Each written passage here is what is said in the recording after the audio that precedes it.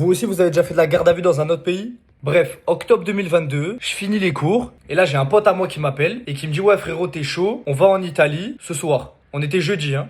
En gros j'avais cours à Nice et de Nice c'est même pas 1 heure je crois de route. Donc on part direction l'Australie avec 2 collègues à moi et on a l'excellente idée de voler des panneaux. Quelle idée stupide on a eu de voler des panneaux. On continue à rouler, on s'amuse à voler des panneaux. Quelques heures plus tard, on arrive dans un village le plus paumé du monde. On arrive dans le village vers 22 heures. Encore des idées, on a des magnifiques idées ce soir-là. On s'est dit venez on toque chez quelqu'un et on essaie de dormir chez la personne le soir. Et à un moment on toque, il y a un couple de personnes âgées qui nous ouvre. Sauf que ce qu'on avait oublié, c'est qu'en Italie, les gens ils parlent italien. Et de nous trois, on connaît pas un mot d'italien. On galère avec Google Traduction. Et en fait, la mamie elle pensait qu'on était des jeunes SDF en gros. Du coup, elle nous donne du pain et de l'eau. Elle écrit un texte sur Google Traduction. Et il y a vraiment marqué mot pour mot. Je vais appeler la police pour qu'ils vous viennent en aide. Nous, on commence à paniquer. Qu'on connaît pas les flics italiens. On lui dit non, non, non, vous inquiétez pas. On trace. On arrive à la voiture. Une voiture de flics qui arrive. Le problème, c'est que mes 2 collègues, c'est 2 collègues marocains. Et les policiers italiens, il y en a beaucoup, c'est des racelards quand même. Ils sont sortis de la voiture, mais tellement énervés. Il y avait un mec, il plaque mon pote contre le capot de la voiture. L'autre, il était avec son arme, comme ça, avec son arme. Il était prêt à nous tirer dessus, le con. De là, moi, je commence à paniquer. Je me dis, qu'est-ce que je fous là?